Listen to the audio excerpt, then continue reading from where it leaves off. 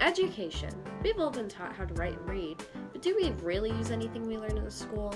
Name a time you were told to recite the quadratic formula. Were you even taught the things you needed most in the real world? Like how to problem solve, or even how to do taxes. Yes, these are very basic arguments that people bring up in the no school conversation, but we still need to critically look at the way children are being taught, and if those teaching skills are fit for these new generations. Traditional education methods include basic description and memorization of a topic, so that students can recite something that they can forget the next day to learn something new. The problem with this method is that human brains just don't retain information that way. It lacks interactivity, critical thinking, problem solving, and complex thinking to answer those questions. With this very black and white teaching style, students are taught that every question has one answer, when in reality, problems have a lot more fluidity than that. Students should be taught how to find a solution that can help fix a problem while understanding the drawbacks that may come with that solution. This common learning technique is found in most real-world events, and students just aren't taught that. They're taught how to memorize a definition to a term.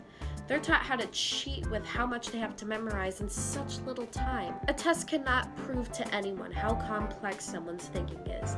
A test can just show someone how well they can memorize something. There is a huge problem with continuing these traditional teaching methods, and with new generations becoming more complex and more advanced, it becomes harder for the generations to learn when society is growing faster than their education. There isn't one answer to this problem, but there are ways that can help advance education with the quickly advancing world around us. One can encourage curriculums to get rid of all knowledge tests like midterms and finals, but instead encourage end-of-term projects to help kids understand how to utilize the information they were taught throughout the year. This can also help students understand to not just use their knowledge, but also use the resources around them in a helpful and productive manner. Another solution can be encouraging students to find ways to incorporate their knowledge into real-world situations by having the real world being mixed into the units. An example of this would be how in my past American history class sophomore year, we would look at real-world events and compare them to those in history.